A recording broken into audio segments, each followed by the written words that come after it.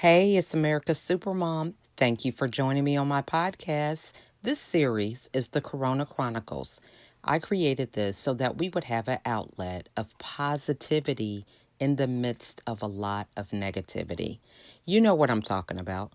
All the news, the fear around this virus, how it can affect us, what the new normal is looking like, and how so many things have changed that a lot of people feel like um, it is the end of the world, so to speak. So, this podcast was created so that those of us who have hope, who are willing to move forward with this new normal and innovate new things that will help us to be creative and positive. That is what this platform is for us to come together and share that positivity and that light with those who may need it.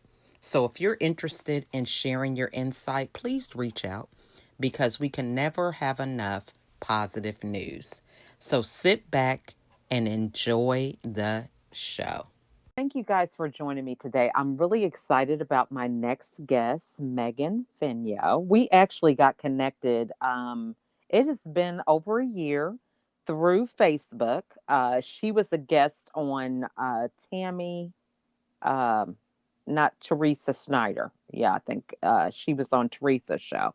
I saw her do an interview, and so I reached out to her, and then she did a Facebook Live with me. I've been on her show and her podcast, and it's just been an organic connection that has just grown leaps and bounds. So I'm really excited to have her here today, and she's been doing some amazing things that I've been able to witness. And so I'm excited to hear the ins and outs of some of these things that her nonprofit has opened the doors to different opportunities. So I am going to give Megan the floor right now, the opportunity to introduce herself before we get into the interview.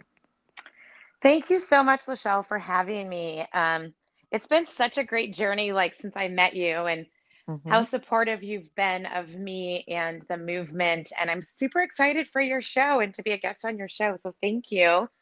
Awesome. Um, yeah, so I'm a mental health therapist. I've been a therapist for 15 years, and I'm also an Air Force veteran, and a domestic violence survivor. Mm-hmm. um, and a best-selling author, and I have a TV show and a podcast, and I am the CEO and founder of the International I Am Enough movement.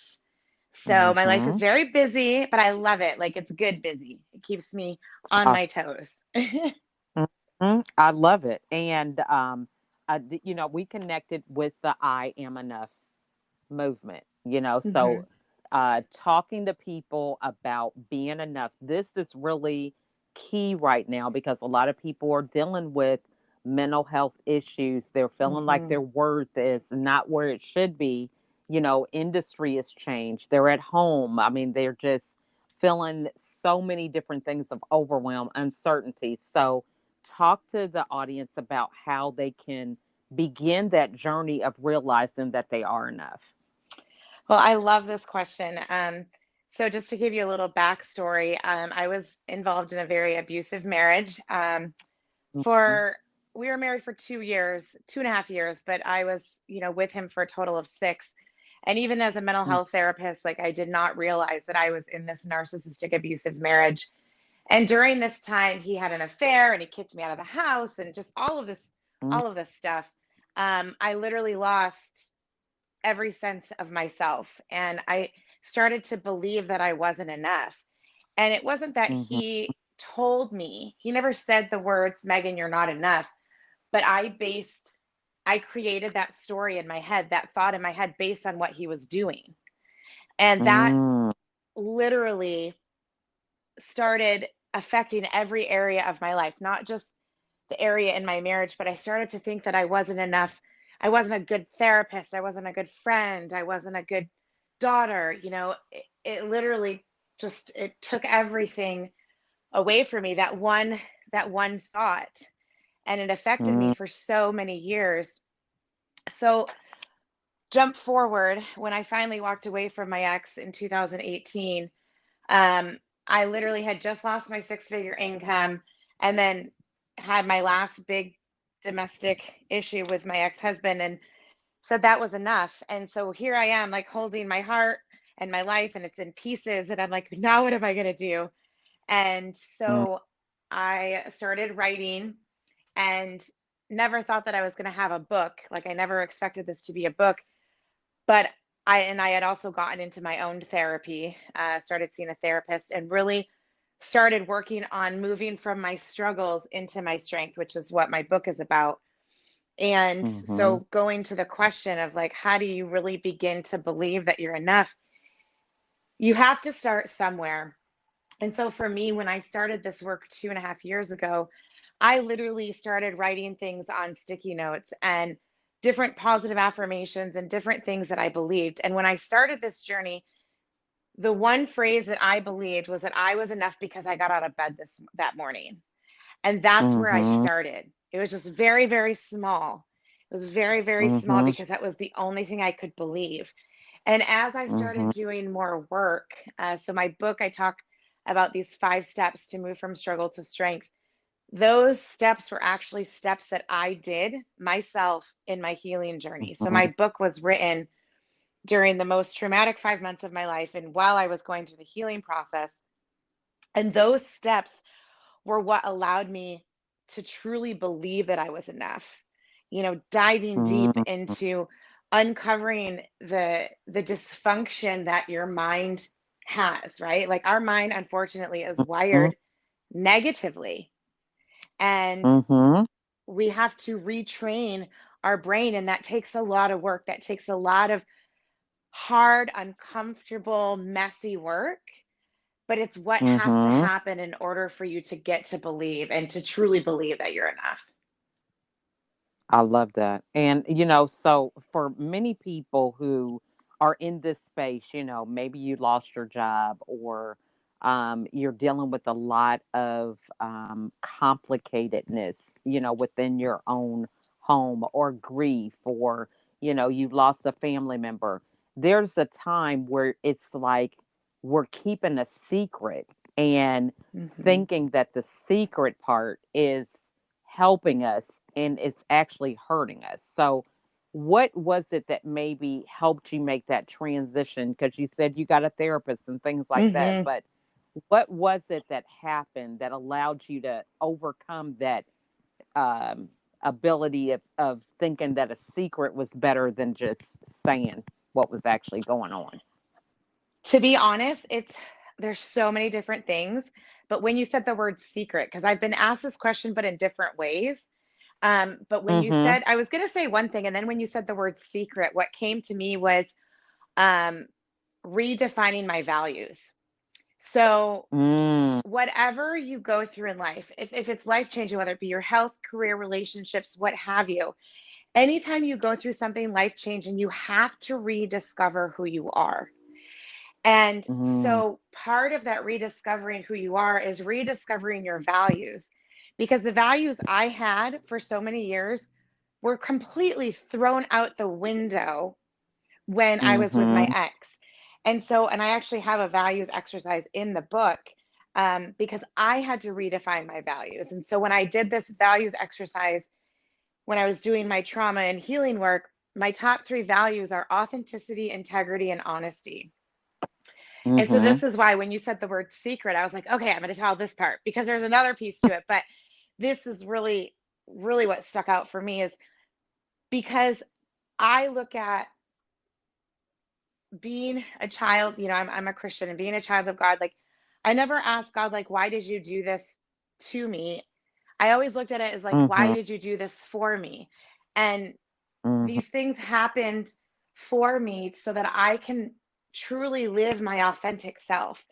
And so for me, it was so much better to, again, I wasn't planning on publishing my book, but for me, the minute I mm-hmm, started talking about my story and talking about where I have failed in my life and the struggles that I have been through, that is when my life changed for the better. And so I couldn't keep it a secret anymore. A lot of mm-hmm, people, like my friends knew, but a lot of them didn't know the extent of the abuse. And for like the 6 months before I walked away from him, I was hiding the fact that I was still talking to him to everyone. He was like my drug. and I was hiding it Mhm. and lying and all of that Mhm. stuff. And so the minute I allowed Mhm. my secret to come out and to be public, that is where everything changed for me. And I was able to, tell my secret and share my secret once I really figured out what my values were. I couldn't honor my values of authenticity, integrity, and honesty if I was holding this Mhm. secret.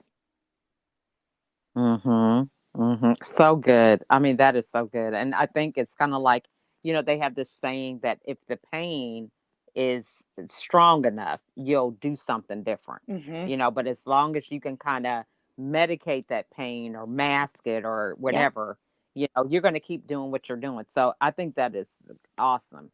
Yeah. So you were able to write a book and talk to us about, you saying you feel like you got your life back again after you were telling your story Yeah. because um what is it that you think really was the key to that? Because I know, like in my depression that I struggled with, I had a flip of a switch that I just didn't seek validation. That was like one of the things for me. Hmm. And so what was it for you that kind of just like opened up? It was the aha from sharing your story. I think for me, sharing my story empowered me to continue to Mm, do the work. Like my ex-husband will still message me every now and again, like emails, like he's blocked from everything else, but emails he's not blocked from. And they're very threatening and they're very bad. And I just put them in a mm, folder. My attorney's like, just keep them in a folder. I don't respond to them at all.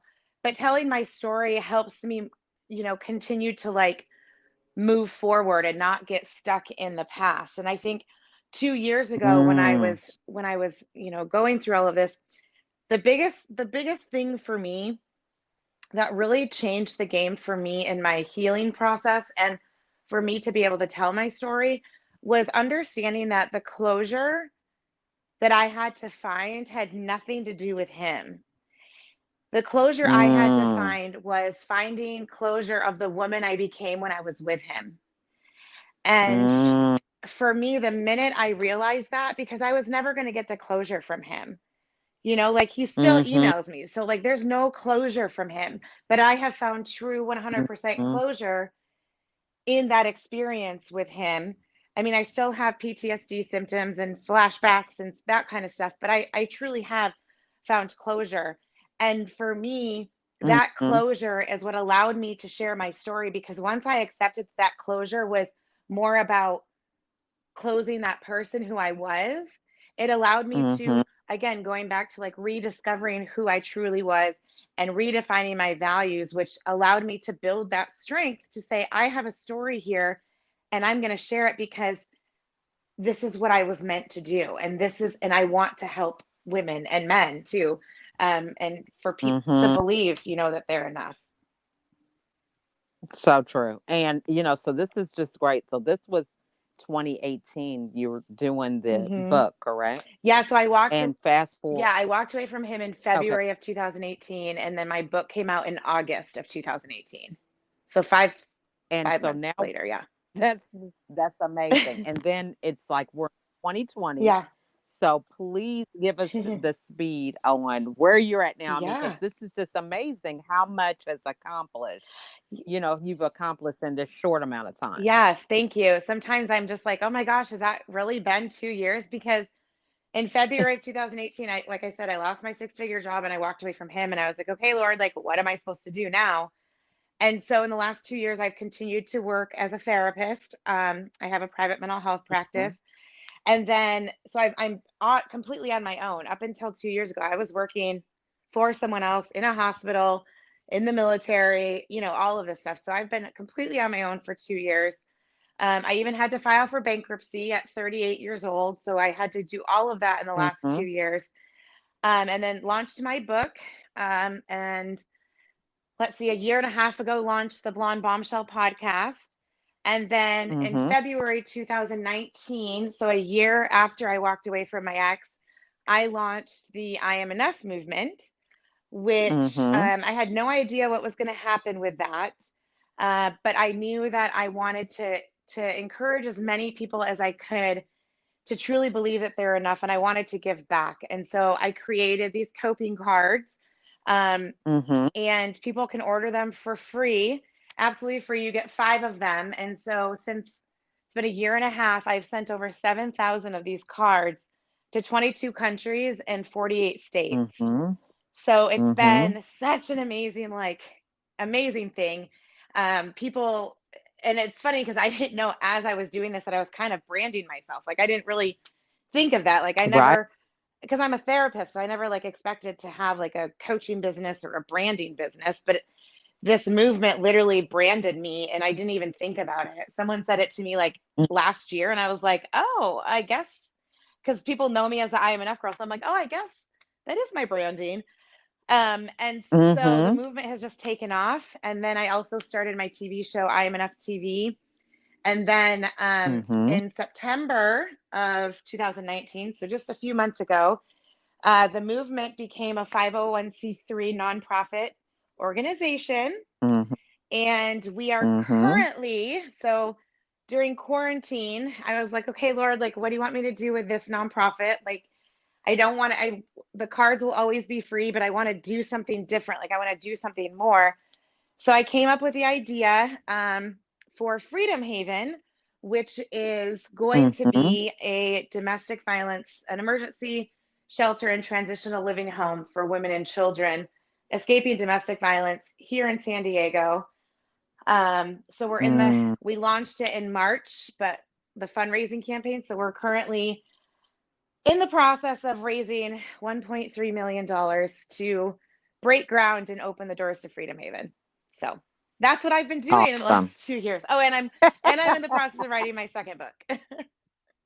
So I mean, this is just amazing. I just wanted you to go through that for people to see that there is life hmm after a challenge, yes. after an obstacle. And, it doesn't have to take forever. And, it's just kind of like jumping all in to where you want to go and seeing everything transpire from that, and I think that's really key because a lot of people are like, oh, well, she had this and she had that. But just to see the turn of events from you just following hmm that voice inside Yeah. where you just didn't have any roadmap, when creating your own. I just think that's I amazing. had nothing. I Yeah. literally had nothing. I had no money. I mean, I hardly had a savings, and I had no job. Mhm. Literally had my husband, I walked away with nothing. I couldn't get an attorney. So literally I had nothing from him. And I was like, okay, what am I supposed to do now? And I went for it. I mean, I'm a little different because I have been a Mhm. therapist, so I was able to start my own career, my own practice. But again, I had no clue what it meant to run a business. I still have no Mhm. clue, really. I'm learning, but what it means to run a nonprofit, are you kidding me? Yeah. But I'm learning as I go, and I think that that's such a key Right. thing to remember is that, especially Mhm. for your listeners, if there's something you want to do it. You will learn as you go. I'm Mhm. still learning. I have a board of directors, and I'm like, I don't really know, but we're learning together, right? So it's like Mhm. I always like to encourage people that even if you don't know how to do it, don't not do it. The right people will come Right. into your life if you're doing what you're supposed to be doing. So true. Yeah. So true. I mean, that is so true. And so I just think this is just amazing, and surrounding yourself with the right people. Yes.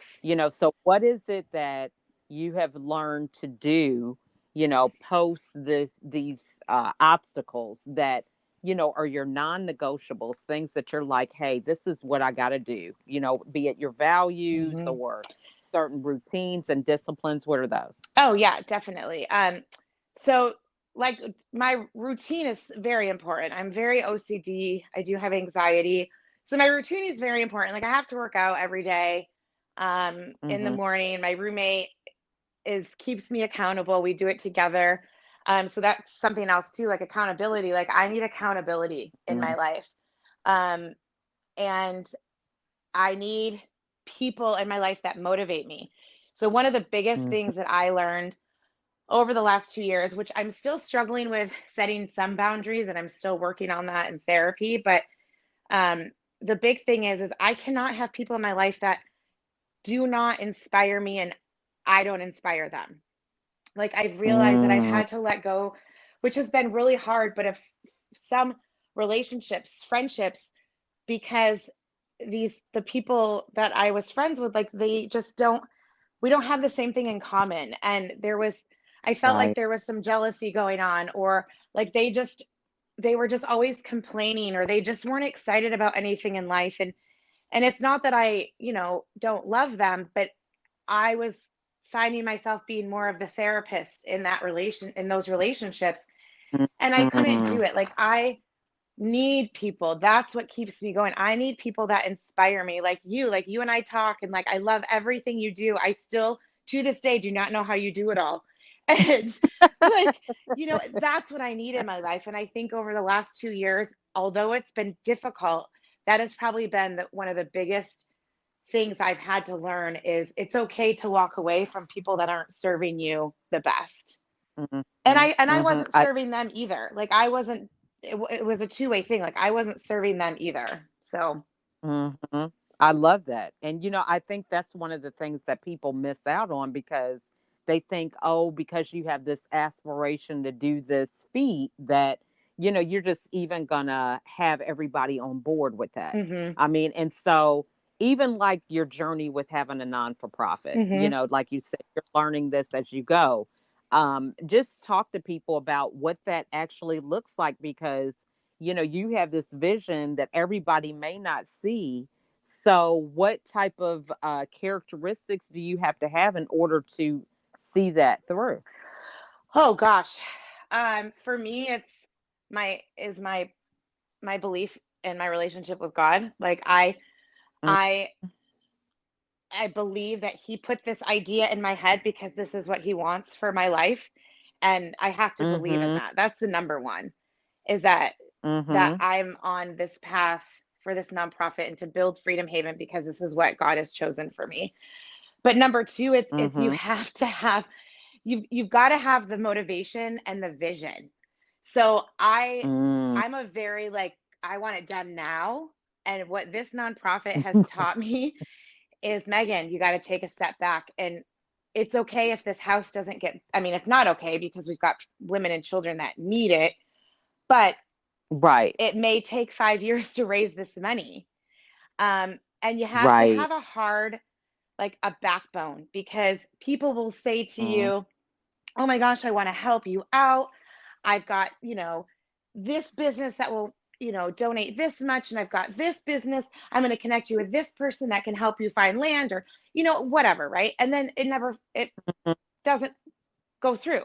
Like it falls through. mhm, I've been blessed with an amazing board of directors and advisory board who literally just they volunteer their time, and like they believe in this, and I've been very blessed with that. But the other people that I get it all the time. Oh, I want to be involved. I want to be involved. And I reach out mhm, and then it's like crickets, or they don't follow through with the person that they said they're going to follow through with.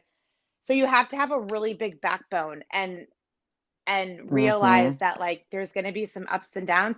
And right now I'm doing the majority of the work right now just because mm, everything is so new. Like I have a board of directors, but like I don't know what tasks to give them yet.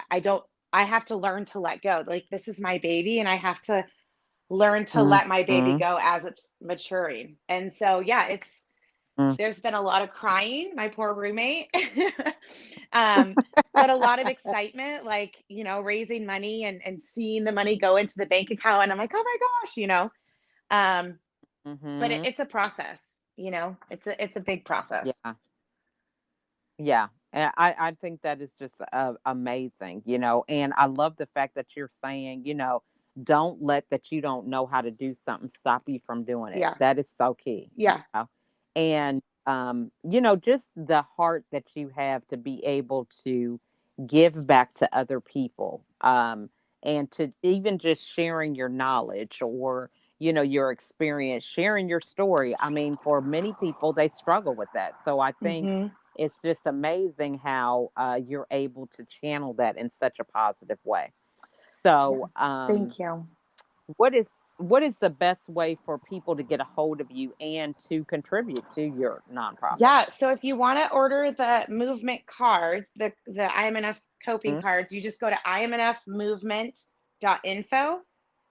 The Mm-hmm. website's on there. You can learn more, or the cards are on there. You can learn more about the movement and Freedom Haven. And then the best way to get a hold of me is just Megan Fenyoe. That's my website, meganfenyoe.com. Um, you can email me right there. All my social media handles are just Megan Fenyoe. So that's probably the best way. And then the last thing I would ask is, what tips would you give people who, you're seeking fundraising? So that's Mm. something that, you're doing during a pandemic. Ooh. So what are some tips when it comes to networking or asking for what you need or whatever during this time, would you be able to give to the audience? Well, this is something I'm still learning, and this is what I love about my board of directors is because I have a hard time asking for money anyway. That's always just been an issue. Like I have a network marketing business and it's just always been hard for me to ask for money. And I'm learning to Mm-hmm. remind myself that this is has nothing to do with me. Like this is all about Right. Freedom Haven. And so for that, Mm-hmm. that constant reminder is Megan, this is not about you. And everything is a tax write off. Like, Mm-hmm. it's okay to ask. Mm-hmm. And so we went back and forth actually about wanting to, when we wanted to launch Freedom Haven, like to tell people about it because of the pandemic. But we decided that no, Mm-hmm. like this is the numbers of domestic violence have gone up, like skyrocketed during the pandemic. And we are like, no, we're going to do this. And so we have just tried to find some creative ways for fundraising. Again, a lot of my board members have not been on nonprofits, so we're all learning as we're going. But we've done a couple, Mm-hmm. like we just did one for my birthday, like Facebook. We just did a jewelry one with Kendra Scott. Um, Oh, okay. and we're going to be actually doing one, we're going to be doing a virtual 5K, which Oh. I'll definitely let you know about. We don't have a date yet, but this is going Mm-hmm. to be really exciting. And doing a virtual 5K where you can get family and friends together. You'll get like a t-shirt and a medal and a little I'm enough Mm-hmm. charm.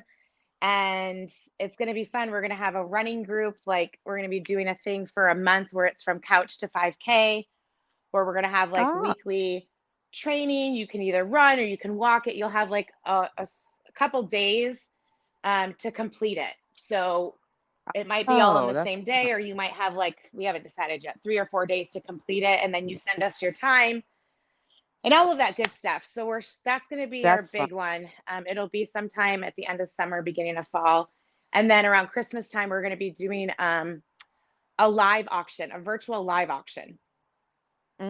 So That's good. yeah, you have to just think outside the box and get creative, because it is Mm-hmm. hard, definitely hard. Mm-hmm. But so far, I mean, Facebook has been the biggest, place where we've raised money. That's always a good Mm-hmm. thing. Um, Mm-hmm.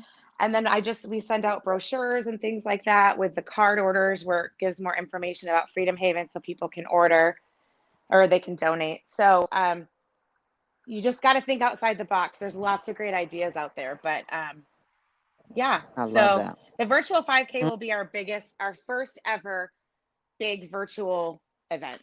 So we're excited. Yeah, that's exciting. I love that, and that's Yeah. very creative. I love the whole thing. Yeah, you got to continue to move forward. I Yeah. think that's the thing. As you come up with these ideas and implement them, that inspires other people. Mm-hmm. So it helps. Moving momentum for keeping everybody to moving forward. So I just want to thank you Mm-hmm. for all your words of wisdom, your strength, and just authenticity and vulnerability. I mean, that is just so phenomenal right now. And a lot of people can resonate with such a story because, we're all vulnerable right now. A lot of Mm-hmm. people have lost their jobs or lost loved ones. So I think it's really great that you have such a mindset to be able to keep moving, keep moving forward and not giving up on your dreams in spite of what your past may have been. So that's just awesome. Thank you. So, are there any final words that you would like to share with everybody? Um, I I just like always I have a quote and I'm trying to see if I can remember it because I haven't like said it in so long. It's usually like the one that I say at the end of my TV show. Um, oh yeah, so Right. it's uh always remember to be bold, be brave, be unapologetically you because you are enough. Love that. So, well, thank you so much, Megan, Thank and I you. appreciate you. And please keep me informed on anything that you have going on because I love supporting you Yeah. and everything that you're moving forward to do. And Wish I could be there in person. I Hopefully know. that'll happen. Hopefully soon, but I will definitely let you know about the virtual 5K.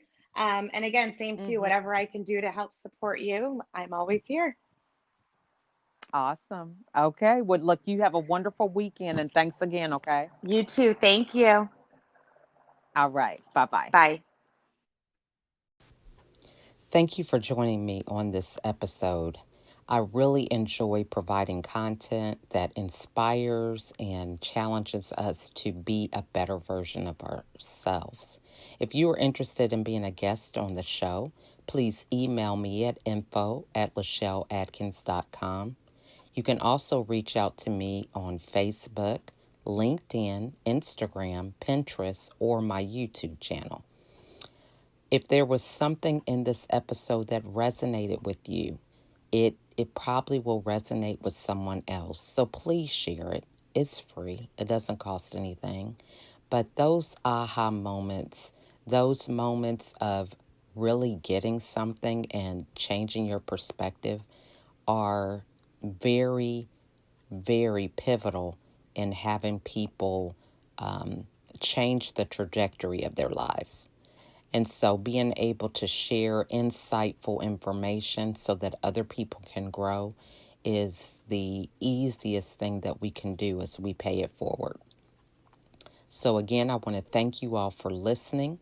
And if you have time, write out a review. Go to iTunes, Anchor, wherever you can find this podcast on any of those platforms and write a review about what impact this episode had on you, what you learned, or whatever. Any feedback is great because it just helps me to understand what content is really beneficial for those that are listening. So, again, I want to thank you all for your support and taking the time to spend some time with me and my guests. And I wish you a wonderful day. Thanks for listening.